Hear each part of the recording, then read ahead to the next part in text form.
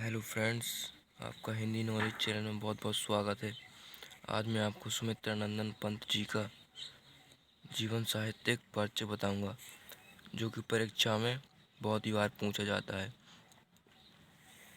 ये देखिए 2010, 11, 13, 14, 15, 16, 17, 18, 19, 20 में ये पूछा गया है। तो चलिए आगे बढ़ते हैं। सुकुमार भावनाओं के कवि सुमित्रानंदन पंत का जन्म हिमालय के सुरम्य प्रदेश कुमायूं के कौसानी नामक ग्राम में 20 मई 1900 को हुआ था। हाई स्कूल में अध्ययन के लिए वे अल्मोड़ा के राजकीय हाई स्कूल में प्रविष्ट हुए। यहीं पर उन्होंने अपना नाम गोसाई दत्त से बदलकर सुमित्रानंदन पंत रखा। इलाहाबाद के म्योर सेंट्रल कॉलेज में प्रवेश लेने के बाद गांधी जी के आह्वान पर उन्होंने कॉलेज छोड़ दिया। ठीक है। फिर उन्होंने स्वाध्याय से ही अंग्रेजी, संस्कृत और बांग्ला साहित्य का गहन अध्ययन किया। उन्होंने घर पर रहकर ही इन सभी विषयों का अध्ययन किया। उपनिषद, दर्शन तथा आध्यात्मिक साहित्य की ओर उनकी रुचि प्रारंभ से ही थी। इलाहाबाद प्रयाग यानी कि इलाहाबाद आकर रूपबा पत्रिका का प्रकाशन किया। बीच में प्रसिद्ध नाटक उदय शंकर के संपर्क में आए और फिर इनका परिचय अरविंद घोष से हुआ। इनके दर्शन से प्रभावित पंत जी ने अनेक काव्य संकलन, स्वर्ण किरण, स्वर्ण धूलि, उत्तरा आदि प्रकाशित किए। वर्ष 1961 में इन्हें पद्म भूषण सम्मान मिला। इन्हें 1961 में पद्म भूषण से सम्मानित किया। कला और बूढ़ा चांद पर साहित्य अकादमी पुरस्कार, लोकायतन पर सोवियत भूमि पुरस्कार तथा चिदम्बरा पर भारतीय ज्ञानपीठ पुरस्कार प्रदान किया गया। इनको ये चिदम्बरम की रचना थी, जो इस पर इनको ज्ञानपीठ पुरस्कार मिला।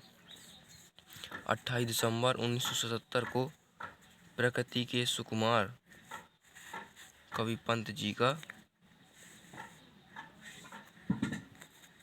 प्रकृति की गोद में ही विलीन हो गए। ठीक है। 28 दिसंबर 1977 को इनकी मृत्यु हो गई। आइए अब आगे बढ़ते हैं। साहित्यिक गतिविधियाँ।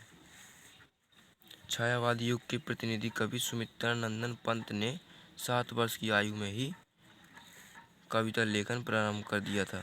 जब ये 7 वर्ष के थे तब इन्होंने कविता लिखना प्रारंभ कर दिया था। ठीक है। उनकी प्रथम रचना वर्ष 1916 में आई। इसके बाद वर्ष 1991 में उनकी काव्य के प्रति रुचि और बढ़ गई। पंत जी की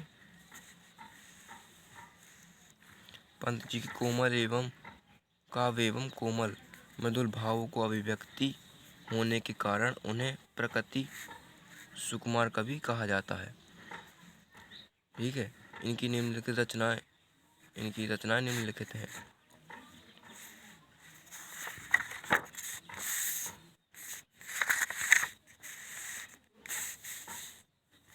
आइए इनकी काव्य रचनाएं कृतियां देखते हैं। वीणा 1919 में ये प्रकाशित हुई थी। ग्रंथि 1920 में। पल्लव 1926 में। गुंजन 1932 में। युगांत 1937 में। युगवाणी 1938 में। ग्राम्य 1940 में। स्वर्ण किरण 1947 में। युगांतर 1948 में। उत्तरा 1949 में। चिदम्बरा 1958 में। कला और बूढ़ा चांद 1959 में। लोकायतन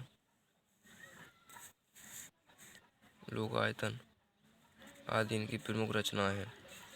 अब इनके नाटक देखते हैं। ज्योत्सना, रजत, शिखर आत्मा 1955 में ये तीनों प्रकाशित हुई। उपन्यास, इनका उपन्यास है हार, 1960 में प्रकाशित हुआ था। कहानी संग्रह 5 कहानियाँ जो कि 1938 में प्रकाशित हुई।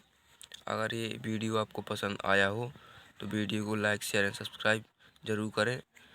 और इसकी यूपी बोर्ड में आने की बहुत ही अच्छी चांस है।